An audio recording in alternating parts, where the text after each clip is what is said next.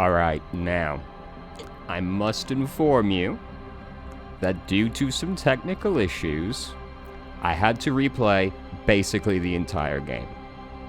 So, some things are a little different. All the big things are the same. The only major thing that turned out differently I can think of is the letters for Evrart. I must have failed a passive check because I didn't even get the option to forge the documents this time. So regrettably, I had to actually get people to sign them. Other than that, all of the events are the same, to my knowledge. The thought cabinet is doubtlessly different, though I can't say for certain. This is what's in the thought cabinet right now, and the stats are almost certainly different. This is what they are. Hand-eye coordination is 8. You can't see it because it's behind me. I tried not to game it. I did save scum to try and make everything turn out basically the same. So yeah, just so you're aware, we had to redo some stuff there. Now it's time for stop. Just up ahead. The moment. Danger. Oh, You are prepared. Don't put away your friend, your weapon. Snowflakes suspect the barrels of your VA's 9mm pistol. Kim, there's danger up ahead. Yes, I hear commotion. I'm ready to do this. Good. Be ready to take damage. I am ready to take damage. Now, the problem previously was that there was a bug here. You talk to Titus, game locks up. What I determined to fix that was doing this. I'm all out of shits to give, loincloth.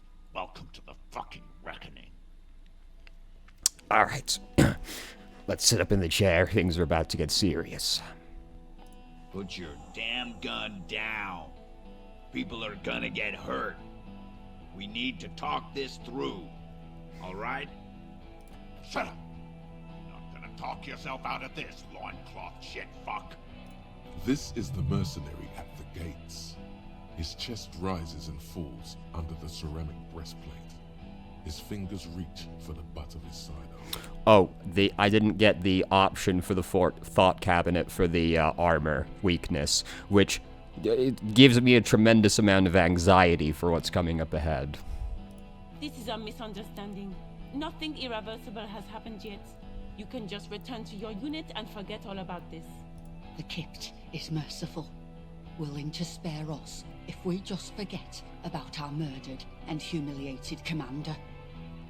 I think we should just kill everyone, Corty. You look fucking terrifying, by the way. What's going on with all this here? And who's this guy? What's going on? Okay, he does... I was like, does he only have one leg? No, he does. He's just stood weird. You are all drunk. Come to your senses. You won't gun down 7 people in the middle of the street. This isn't a frontier town or a jungle outpost. Easy, Lizzie. Let me handle it. I know guys like this. I'm sure we can come to a peaceful agreement. Ain't that right, fellas? He is facing overwhelmingly superior firepower, and he knows it. Peaceful. That's what you look like, huh? Okay. It sounds like the armored figure is weeping. Nest in your abdominal cavity like a little wild mouse. The masked man's words are barely intelligible, but you can hear them. Fuck, there's the third one. How did we miss something like this? The lieutenant points to the helmeted figure. This third one, he is the most dangerous of them all. Heavily armed. He looks it, yeah. The lieutenant is genuinely worried for his life.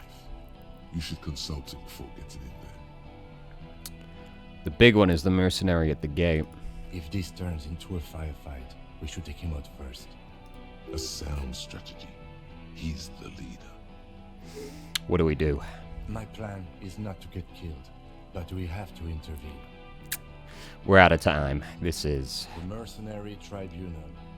Stop. This is the police. Get lost, comedian. You cops had your chance. Now it's It's fucking time for some justice. He licks his lips, waving his gun at the crowd. Losing his balance for a moment, he staggers backwards. I think he's calmed down a bit. No, he didn't. He's about to open fire. So which one is it? Who's right? He is. I was wrong. Well, at least you can admit it. Pig, fuck! The voice from beneath the helmet interrupts your thoughts. You only make out the last word. I can see you're drunk. Ah, yeah. Welcome to the fucking party. You're probably gonna get killed too. I don't give a shit if you're cops. No one is going to kill anyone. Let's just put the guns down and talk like civilized human beings. With a wordless gurgle, the killer loads his long rifle. The leader gives a small nod to the helmeted man. Suddenly, the grip of your sidearm feels comforting and warm in your hand. Feels like it's saying, do it. Shoot him in the mouth. Shoot him before he shoots you. No, wait. It's good you have that gun.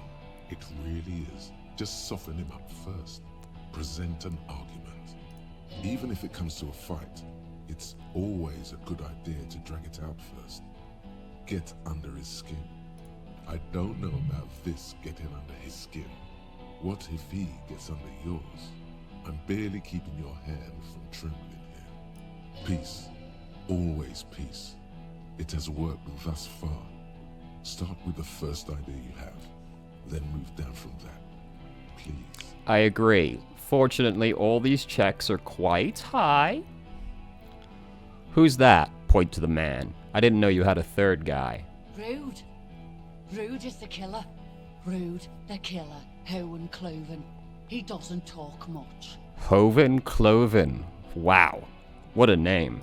All of you cunts inside out. What was that, Rude? Rip you open. Perhaps it's for the best. Him not talking too much. The killer? The gunner. The raddest. The killer. He points to the figure clad entirely in ceramic plate. What do you think he does? There, on the rim of Owen Cloven's helmet, you count little stick figures.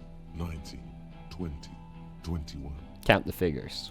About 50 little stick figures. All of them black, plus 2 little white ones in the end. These men served in Seminai, the native islanders. The 2 little white figures in the end are from when they moved to Revachol. They're recent. Kills black people, almost exclusively. That's right. Plenty of kids here in Revachol, too. T, let's fucking do it. The man presses through his teeth. His hand is on his belt. Team. Listen, they didn't do it. Yeah? Who did? Wait, I just need a little time to figure this out. Time. You had time to fuck around in that church, to run errands for your union chief. I saw you. Time is up, Loincloth. Give me a name. Now! This is going to be very unconvincing, but it was none of these people. It was someone else, someone who's not here now. How fucking convenient. He gives you a drunken stare, then puts his hand on the gun. His fingers are twitching. That's a draw reflex. He's about to draw.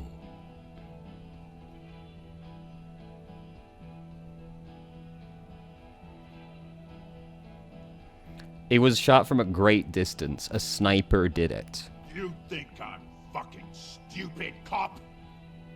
What if I just shot one of your pals here, right now, huh?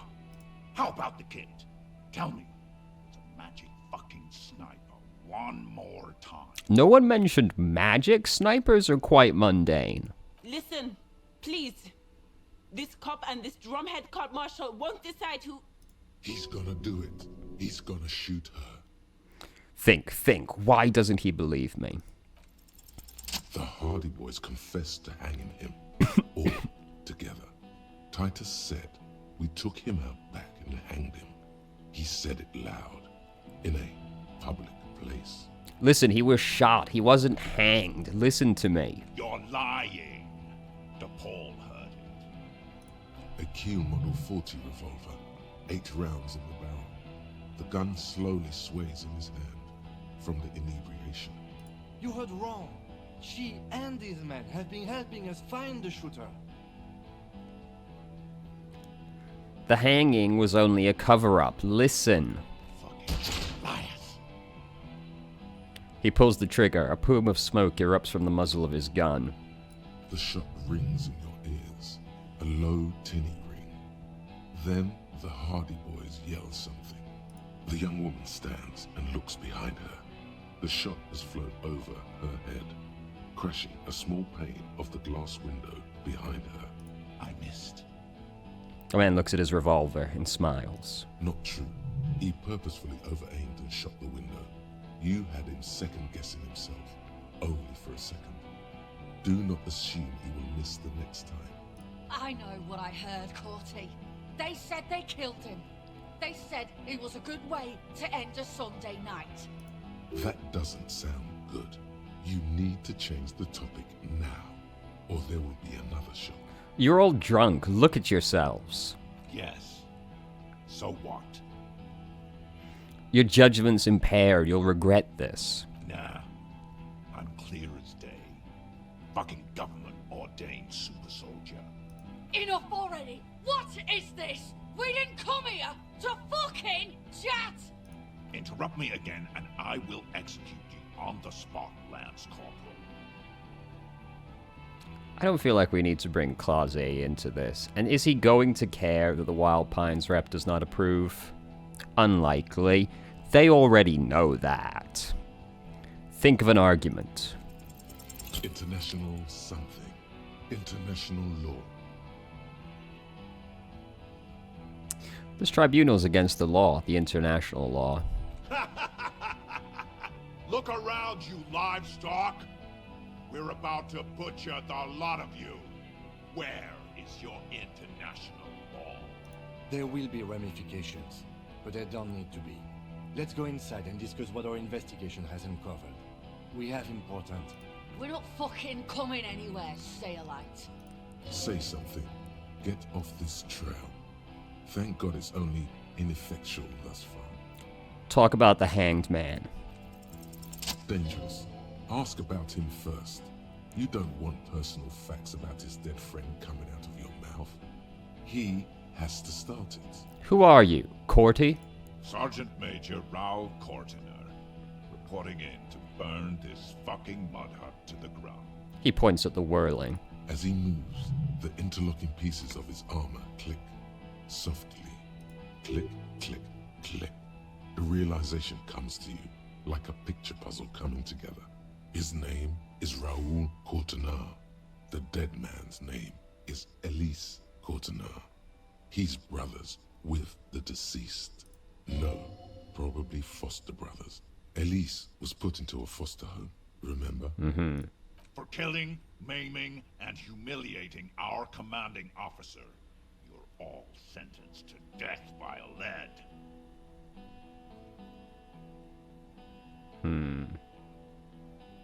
Cortiner. I know that name. He sways from left to right, inspecting you. Raoul and Elise Cortiner. I'm sorry about your brother, Raoul. He wasn't my fucking brother. We just grew up on the same farm and got beat into place by the same sick fuck. Beaten by a foster parent or someone on the farm. And then went to the same military academy, and the same unit, and the same war. Same fucking mud hut town, too. He looks around and wipes his face with his armored glove. Okay, good.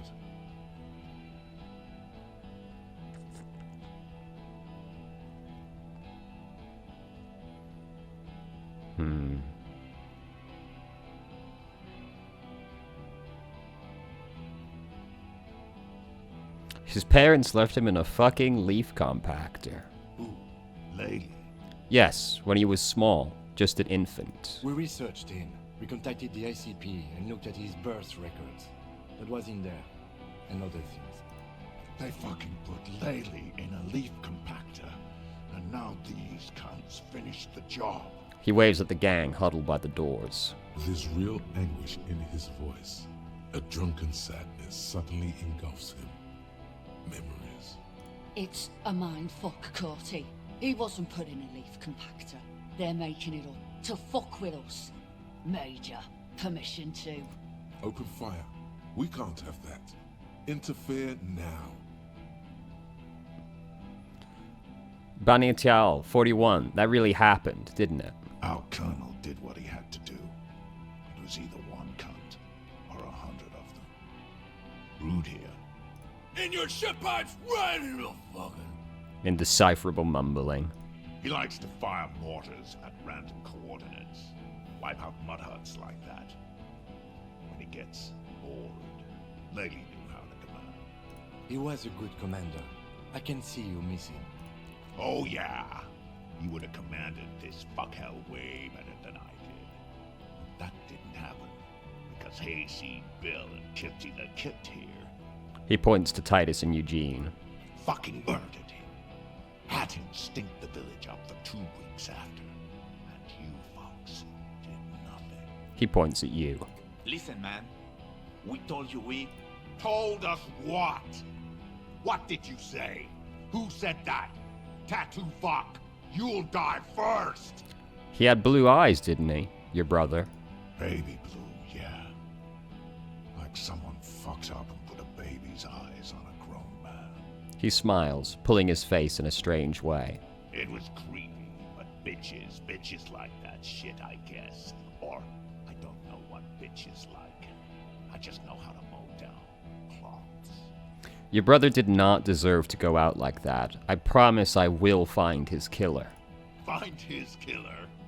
Cop, his killer stands right there, shitting his pants, and you're standing in the way, protecting them. I know what this tactic is, Silo Sam.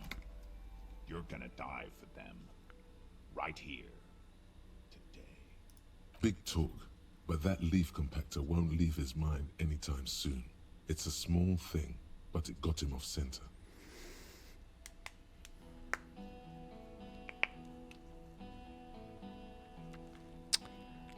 Shoot Courtney.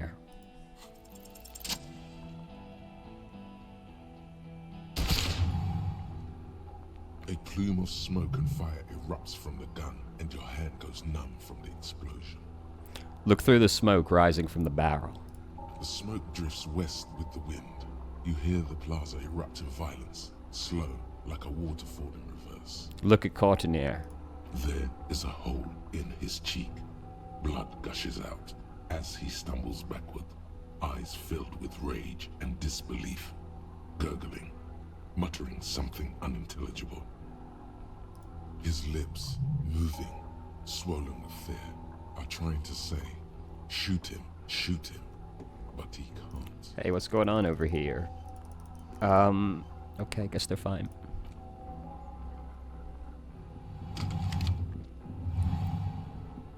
To your right, the killer raises his rifle and takes aim at you.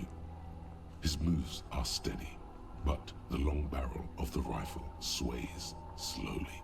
Kim, where's Kim? From the corner of your eye, you see the lieutenant raise his pistol and aim it at Rude.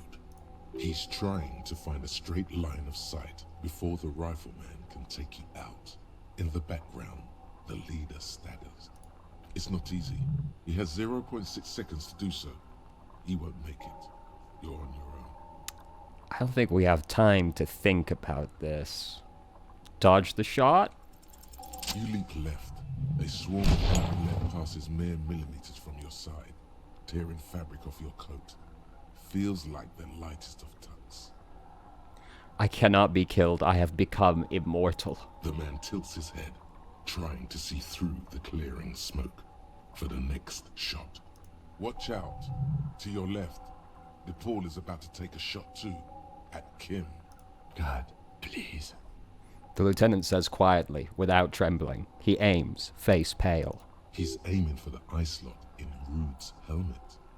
An extremely difficult shot. He's gonna shoot it through his fucking eye slots? We believe. 2 shots ring at once. One from the lieutenant's pistol, and the other from DePaul's. It's aimed at the lieutenant, but it misses. You hear a scream behind you. Let's fucking go, Kim. Kim, did he hit the rifleman? Blood gushes from the helmet's eye sockets as Rude staggers back, disoriented.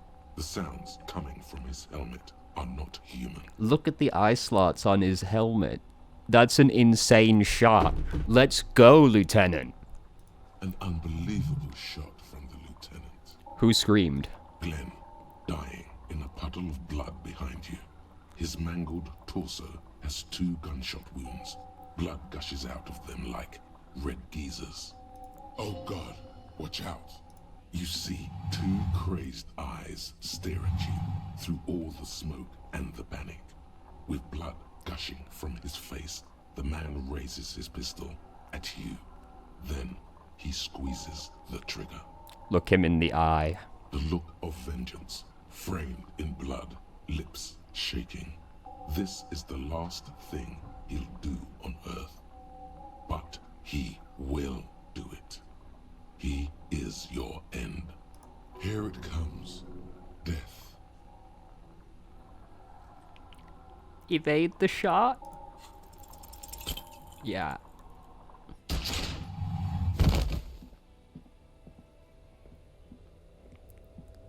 But what about Kim? You can't. There is no time. Something inside your pelvis explodes. Your entire lower body is on fire, and your legs can't support you. You fall down like a rag doll. The pain is too immense to scream. It pushes the air out of your lungs. Everything goes dark. A distant blur as you recede into it. Listen through the darkness and the pain. The Hardy Boys are screaming, fighting, dying. Someone jumps over you. Nearby gunfire shatters glass. Stop! The cop! Protect the cop! He's down! Try to open your eyes. What do I see? Nothing. A persisting darkness. Dancing lights of pain. Distant shadows cast by them. Like a hellish play. You're bleeding out. A silhouette appears, crouching over you. You hear a familiar voice filled with urgency and fear. There's a white shadow that smells like apricots. It's always there. Stay with me.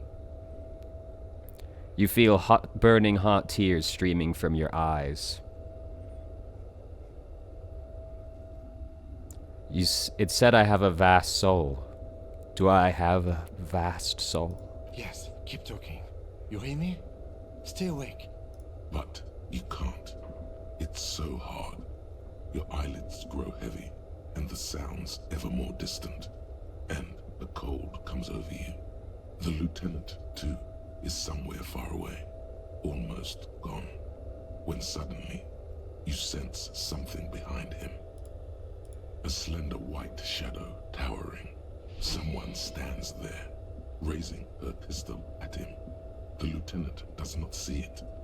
He's pushing down on your wound with both hands. Scream immediately. He's gonna die. The lieutenant trusts you. Kim truly trusts you. No, Kim!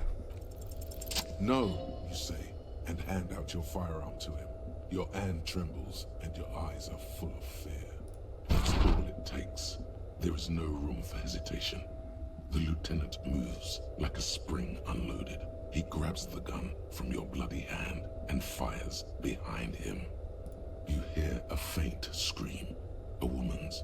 Then the sound disappears, like someone pressed stop on the tape. The woman is gone. So is Kim. Then the whole world. Fall into total darkness. This is death. One more door, baby. One more door. No! Let me back into the fight. The fight? There is no fight. The fight is over. It was lost 1,000 years ago. You have laid here forever. Keep falling deeper.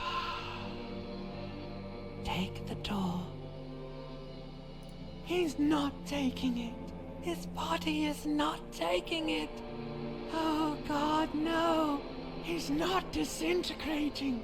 He's swelling up instead.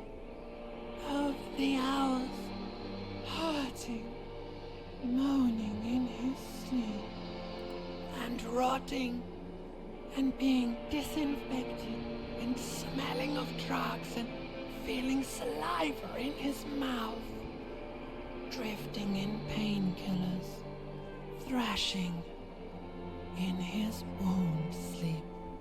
He can't go. Not before the case is solved. So true, Volition.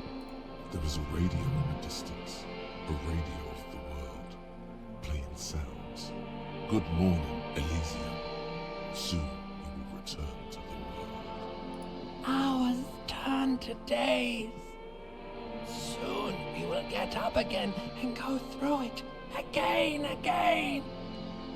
Finally, we know what the infernal engine was outside. The clarion call. The engine of a Caprice Canema. No, it was him. He is the infernal engine. Can't you see? He never stops. He only gets worse.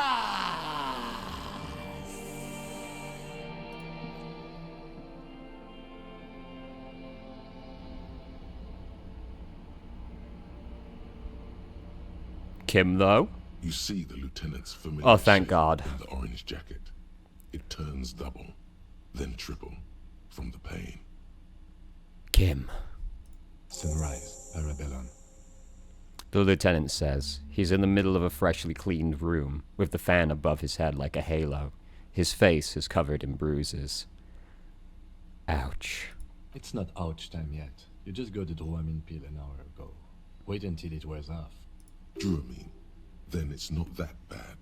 Neither surgical nor organ damage bad, but still under the counter bad. The room, it's clean.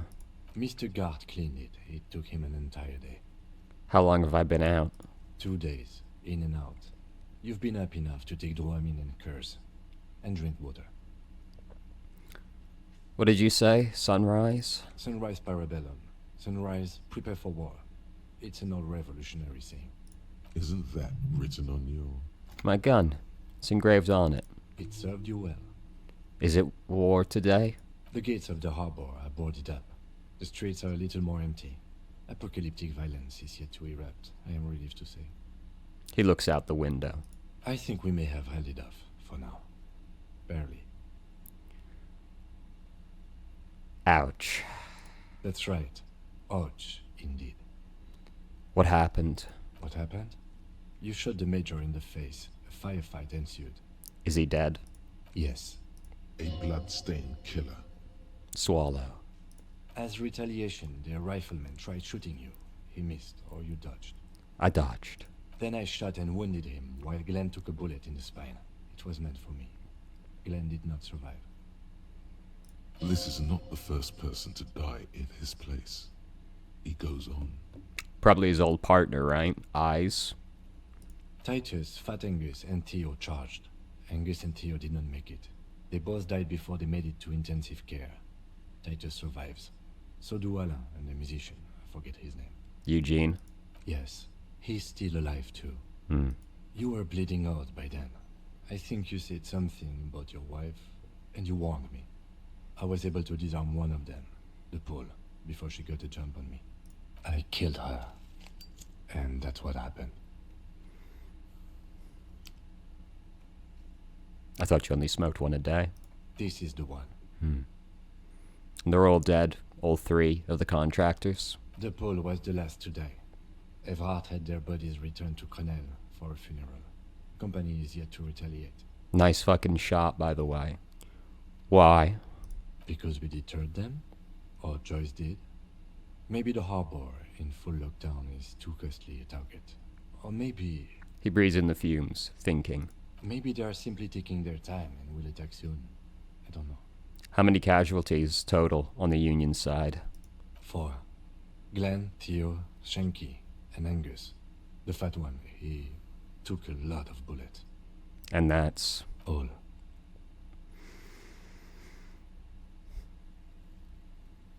It's a total shit show, Kim. Yes, officer. 7 people are dead. It's not a success. You said 6 people in the text box, but... +1. Ruby. Oh, I guess that makes it 7 then. But what's done is done. The violence is cordoned off. The Hornets did not get into the beehive. The worst scenario has not materialized. Yet. And we are still alive. Both of us. Thank goodness. He did not expect you both to survive once you stepped between those 2 armies. His smoking, his hunched back. You have it worse, but he took a real beating. That cigarette has medicinal purposes. Yeah, but let's be honest, if it weren't for Kim landing the legendary shot between the eye slits, it'd all be over. So, you know. What I'm saying is, great job, Kim. Round of applause. What a guy. He is the savior we all knew he was. How bad am I hurt? Reasonably bad. You were shot in the left quadriceps. That's your thigh. The outer side, thankfully, no major arteries were nicked.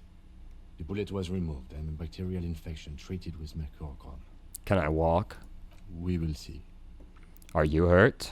Not very. I have a concussion from that woman beating me with the butt of her gun. I tried to not move too much. Things would be worse if you didn't warn me. Thank you. I did not see her coming. Stupid of me. Thank goodness Kim trusts us. We got 2 separate Kim trusts you bonuses. Let's go. Has anyone from my station been to see me? No. Isn't that strange? I called your station after the fight. The injury was logged in. They told me they've sent officers to join you on the site. Odd. You haven't seen any, have you? I'm sure they're worried about you. That means he hasn't seen them around while you were out. They're not really worried about you. If they were, wouldn't they be here? If they're so worried about me, where are they? I don't know. If not my station, then who treated me? I did. Thank you. No need. Okay.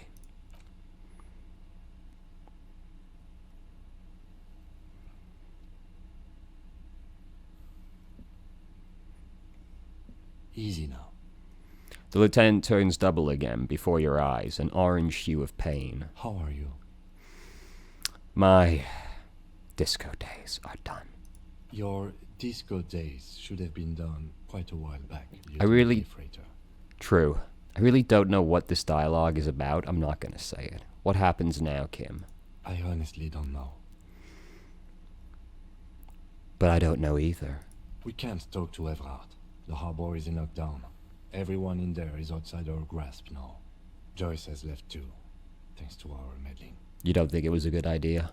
I don't know what to think. It might not have been a bad idea. There is a pin somewhere in the machine. Something is keeping Connell from sending in a death squad. He looks out the window. Maybe it's her. Maybe she kept her hand. Either way, Ruby's gone. And Claudia too. We really should have arrested her, you know? Clausier's gone too. This is in no way surprising information, but... Oh yes. She left 20 minutes prior to the tribunal showing up. I asked Mr. Gart. Turns out it was a bad idea not to arrest her. But maybe it was a good deed that will pay off in heaven. Who would have figured?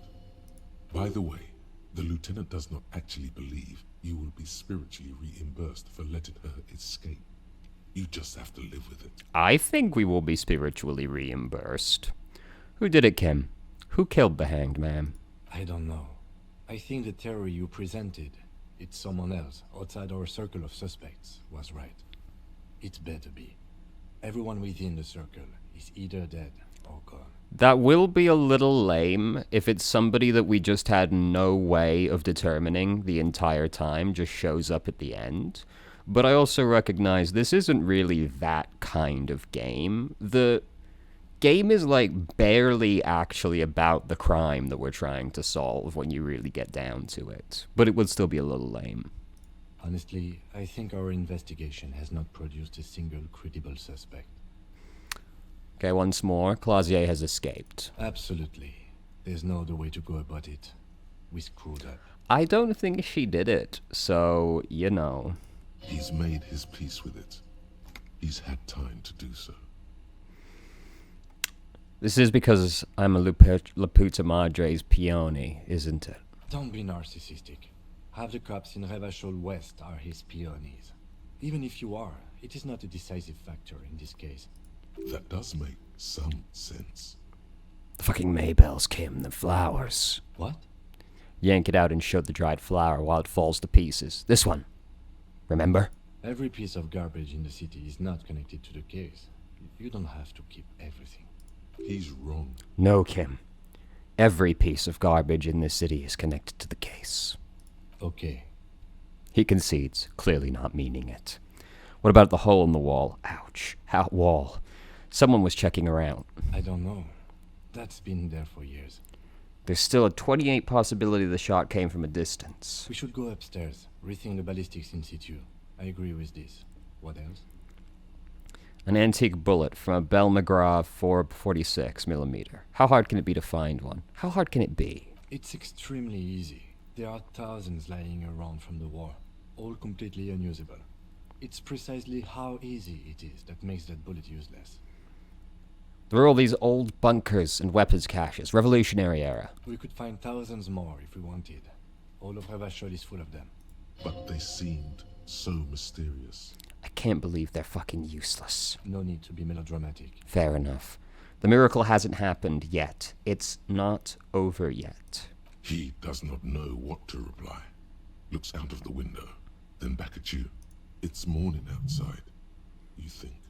You know what I think about solving crimes? He arches his brow. The ceiling fan patiently spins overhead. Solving crimes is hard. It really is very hard. That concussion must be making him dizzy.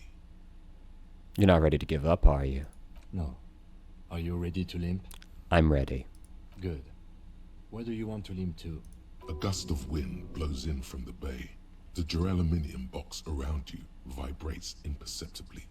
A familiar cold, a red thread on the roof upstairs.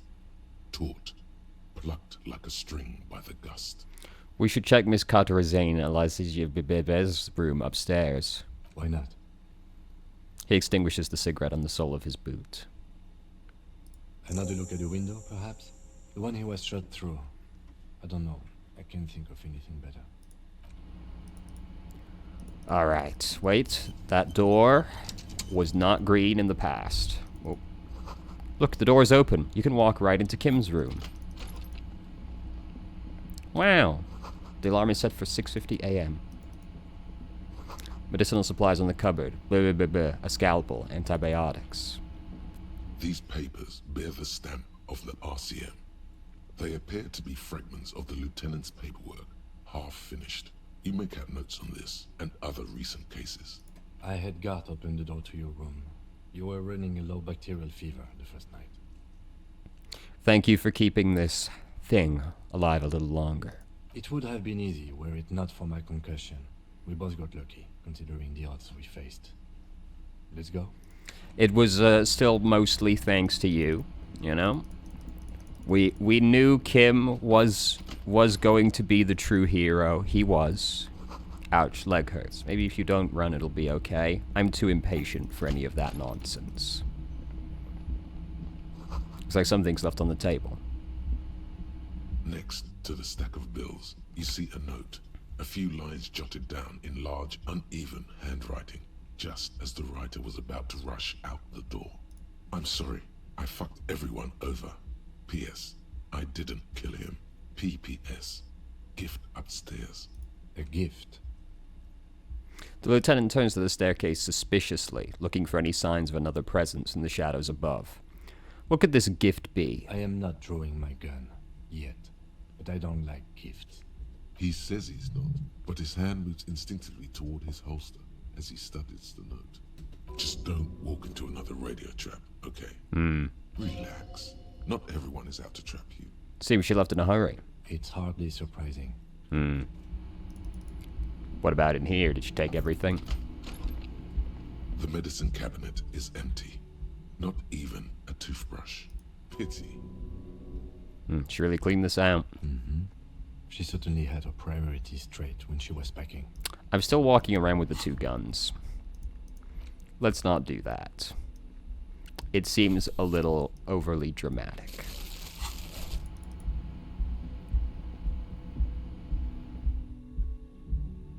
Oh. A red thread made of nylon. It leads out of the room and onto the roof. You see the same two neon-lit shapes, a man and a woman, only now a red thread bisects the room, pointing from the antenna outside to the cupboard on the wall. This is ballistics. She's left a trajectory for us. The lieutenant tests the thread with his finger. Drawn taut, it rebounds instantly.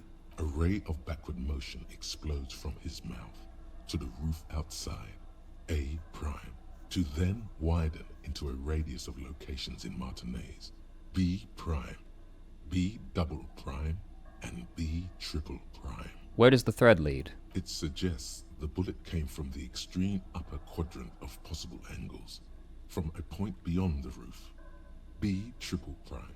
I knew it. It had to be the island. It just seemed like the most dramatically appropriate location. The island in the bay. Is she trying to tell us the shot came from the islet? Unless she thinks the perpetrator was standing on the ring antenna. That is where the thread seems to point. How did she know how to do this? She was there that night. She would have known precisely where the bullet hole was in the glass. Would she really? She had a long time to think about it after, standing on that roof, staring at the glass. It also looks like there may be more to her skill set than we know. The question is, should we trust her? This is her way of saying she's sorry. I find that hard to believe. But at this point, what difference does it make? This is also a location we have yet to rule out. So it is. For a second he seems tired. You seem unenthusiastic. I just haven't gotten a lot of sleep these past few days. That's fair. He doesn't really believe this will yield anything. Maybe we should go to the island. The lead is flimsy. You might as well go around Martinez, looking under every rock and talking to every person. But what else is there? What else is there? Not a lot, no. I'm going to the island. Are you in? Of course, of course. I'm in. He takes a second to gather himself, then says, How do we get there? Joyce Messier had her sloop, but she's gone. Liliane, the net picker. She's tarring her boat. Ah, yes, of course. The village. Let's go. Yeah.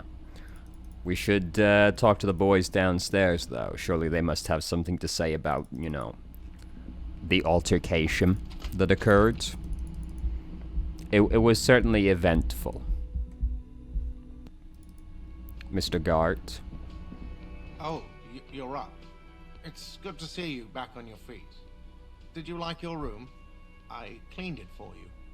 I did, thank you. Big improvement. You're welcome. I thought it would be nice for you to wake up in a clean place after you, let's be fair, defended this establishment and its clientele from gunfire. I'm quite impressive. Yes, thank you very much. Please praise me more. I give credit where credit is due, and that, sir, was a nice shot. I was watching until you hit him. Crawled inside then. Bullets started flying. Anyway. He clears his throat. He really wants you to realize that he was also on the balcony looking by, in the danger zone, so to say. He even yelled, "Stop." I wish you a quick recovery. Also, you and your partner are staying here free now. This establishment supports cops. The stay is free, but the drinks are not. Just felt I needed to specify that. Where'd everyone go? Oh, you know, people don't tend to stick around after shootouts. Turns out they're not good for business. What happened to the man with the sunglasses? I don't remember everyone who comes here, and many people wear sunglasses inside lately. Must be a fad. Okay, I have to mention, when it happened, you were on the balcony out there. You were out there on the balcony. Yeah, I was. Yeah. That's because I'm a bad ass. It really took courage. Don't pick at him. Just nod. Stoically. He nods back at you, even more stoically. Make that 3. The lieutenant is nodding too, hands crossed. Yeah. Hell yeah, brother. Just 3 guys nodding stoically, 6 feet apart, because they're not gay. Alright, thanks. No problem. They'll come back. They always do. Goodbye. Titus, we should probably have a little chat. Seeing you approach, the bruised man raises his spear in welcome. Crazy motherfucker. Didn't think you had that fury in you. But I guess I've misjudged a lot of people lately. That was one hell of a shot. Hell of a shot. The fucks did not expect that. He looks at you with unmistakable respect. I guess what I'm trying to say here is, thank you for intervening, fellas. That was mighty brave of you. He extends his hand. This is big.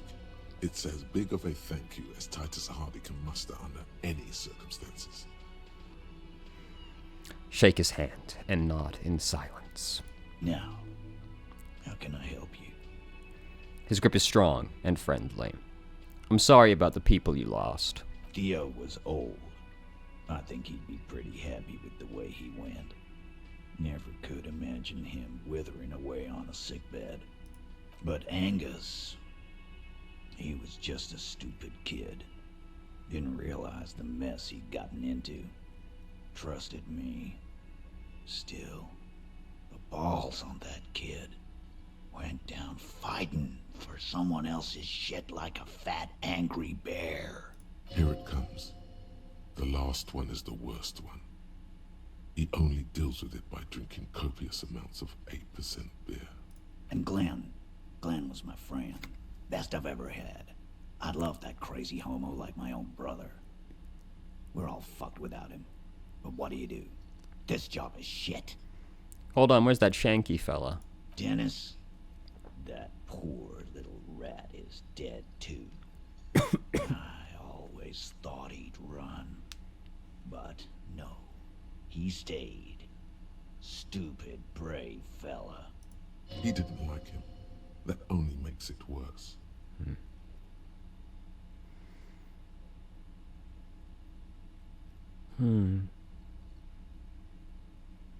They were good people. I'm sorry it went like that. Well, yeah.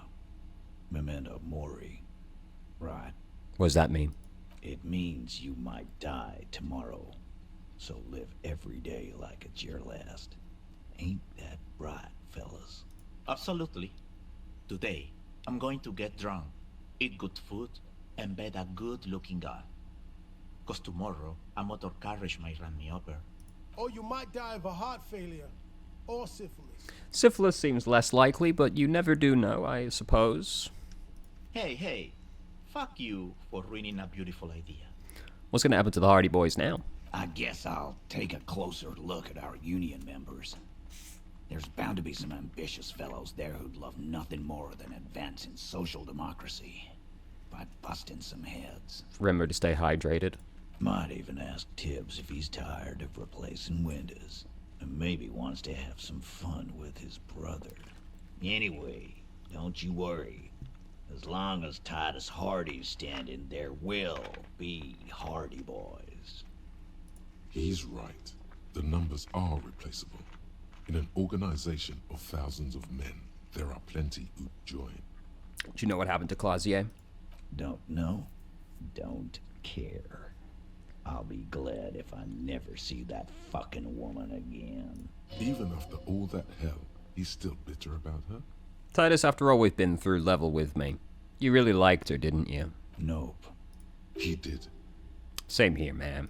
He shrugs and tries to look uninterested. Any idea what I should do now? Judging by the sight of you, I'd suggest crawling into bed with a bottle of whiskey in one hand and a big tit in the other. No can do, I have a girlfriend. Yeah, go pay Monica visiting Janro. She's got a knack for making men forget about their worries. Biggest bird of milkers in all Rebachon. Who put milkers in the script of this game? No. Again, I can't do that. I have a girlfriend, but... Hell, you both look like you could use some feminine company right now. Thank you for your advice, Eugene, and you too, Alain. I do always appreciate a good use of the expression milkers. You can't make him say milkers. No, it's too much. You're welcome, Bina Claude. You're all right in my book. So long, fellows. Be good so I don't have to come back here again. Take care, coppers. You too look after yourselves now. Death passed on you today, but men don't get that lucky twice. Copo loco. And normal cop, I guess. Good luck in Shamrock. Scars made the best tattoos, they say. So true. Thanks for getting involved, guys. Not a lot of cops would step into that line of fire, but you did. And if you ever feel like the uniform is holding you back, I've got a few vacancies. You'd make one hardy boy, copper. Oh, you're damn right I'd be a hardy boy. It's a penis joke. Oh, Jesus Christ. The graffito has been painted over the traces of the fight that took place here. It smells of blood and heavy fuel oil. This was Cindy the Skull. Looks like Cindy the Skull finally found the words for her masterpiece. The lieutenant crouches, touching the fuel oil with his finger. Looks like it, yes. This is still fresh. It wasn't here yesterday. I smell heavy fuel oil. And blood. Some of it is even yours. Heavy fuel oil. Isn't that flammable? What are you trying to imply, Fingers? You could buy some smokes, light up a ciggy and throw it in there. You know, just to see what happens. See if it's flammable. It's better that way. Safer. I feel like Kim would not approve of such behavior, so let's not do that, actually. Can we warp there? Let's go. Hey there, my friend. Can I borrow your boat? Officer, what happened? You're limping. Why are you limping? You look terrible. You're not limping. You're you.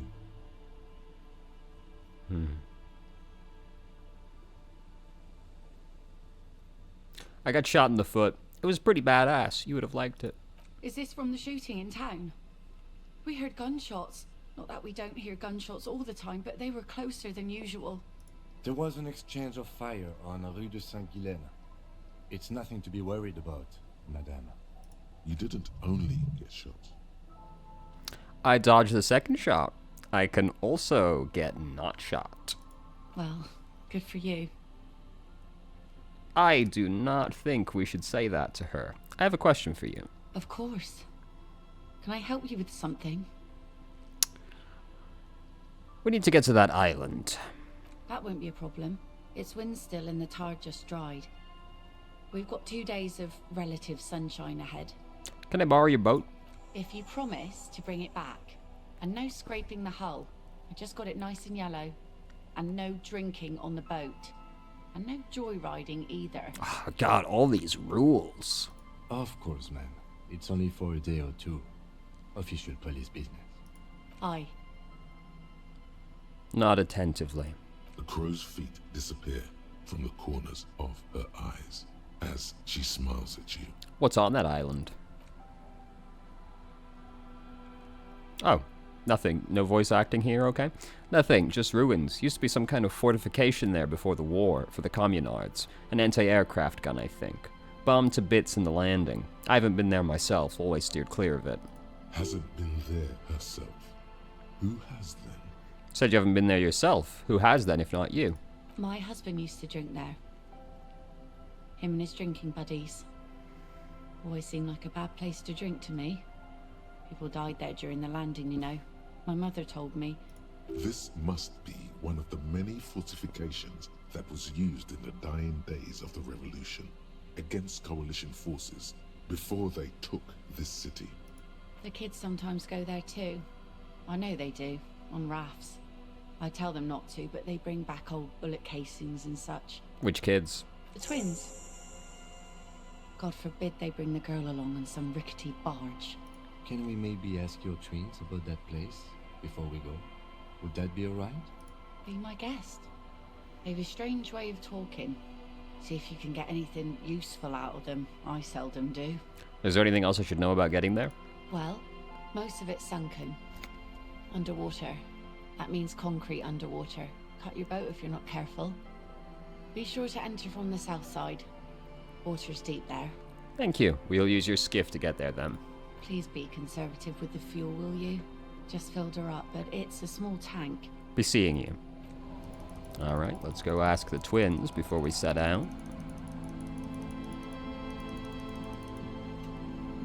The scruffy-haired little boy kicks a stone while the other watches him do it. Okay, kids, you've been to that island, right? That island? The one who's busy kicking his stones points to the bay. Yes, that one. I need to know what's there. That's, nothing. It's just a seafort and some plants. You can take a raft there. It's great. And we make a fire. We make a fire. Mm-hmm. Gather the sticks for the fire. And bullets. Or not real bullets, empty bullets. Bullet shells.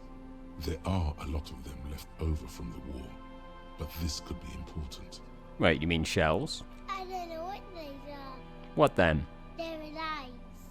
The fire guy comes and asks us to put the fire out. Fire guy?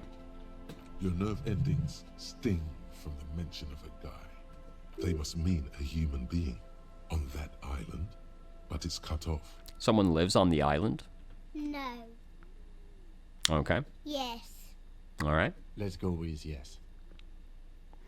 The lieutenant raises his eyebrows and whips out his notebook. I also just realized we haven't been to check the Boyu. I don't remember if we've done that on screen before, so we'll go do that just in case. Why is he the fire guy? Because he asks to put the fire out. Why does he ask you to put the fire out? I don't know. He doesn't like it. He don't like people to be there. You shouldn't go. Yes. You mentioned something about lights. I don't know. Oh. Did you mean there are electrical lights? Yes.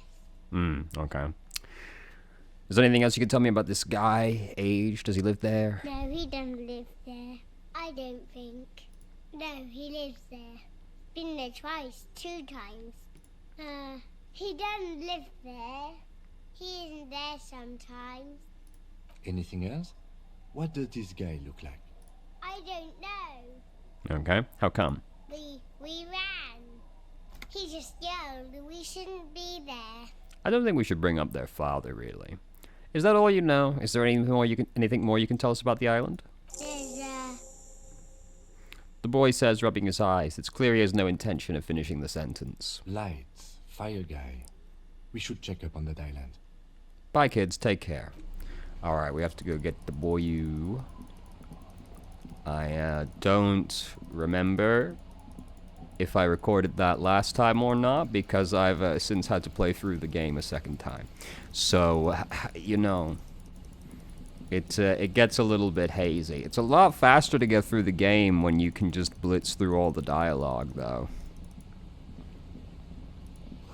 Could this be the Boyu Clausier told you about? A metal and plastic contraption bobs up and down amidst the trembling reeds. At first, it just looks like trash, but if you look closer... That, over there, must be the boy Clausier told us about. The one she hid her passport in. We should take a look. Ooh, hidden things, secrets, lies. Cold, air, tendons. Snapped the cords, keeping the boy in place. A little longer, and it would be floating somewhere out in the open sea. What? Moves across the water, leaving no traces. You're cold again, as always. Yes, but who or what is this? Splendor. Damn, I had a really strange feeling right now. Pick up the Boyu. The boy is not tied to anything. The cords dangling from the bottom really have been torn or cut. You lift it out of the water easily, noticing how light it is. Examine the plastic ball. The number 11 has been written on the yellow plastic. It hasn't been in the water for very long. but it's already discolored and slimy with silt. A latch holds it close, but only just barely. The brittle metal of the latch has cracked. Simple construction. Very unsafe. Shake it. There's something in there, splashing around. Sniff.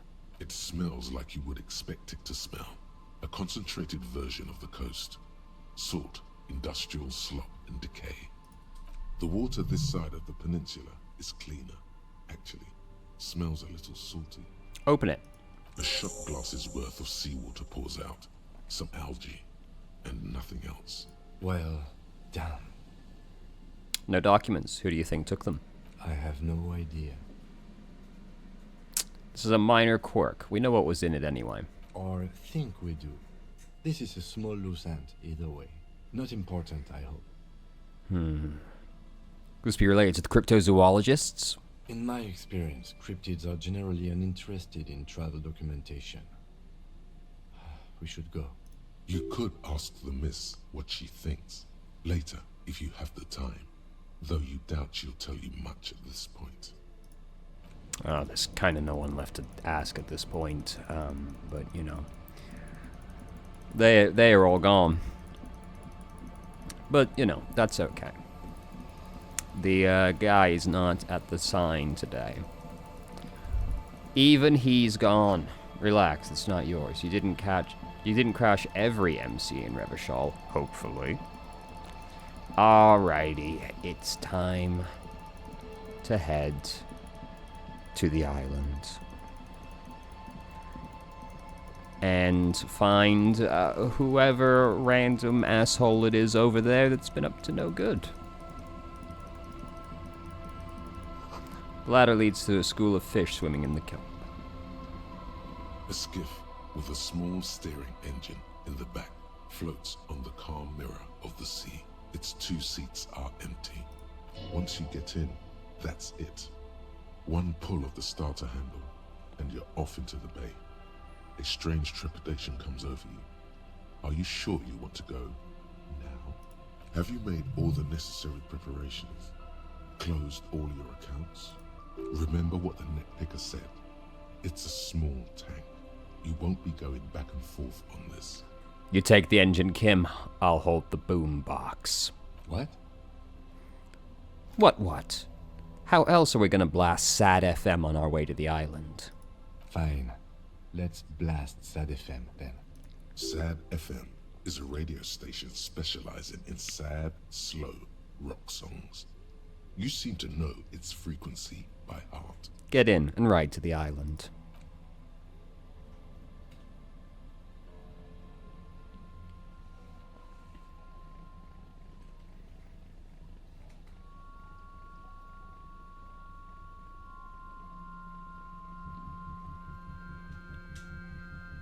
Want to be free.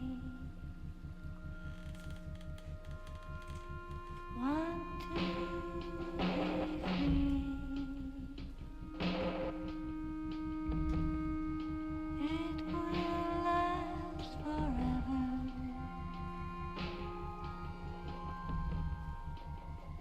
Eternally.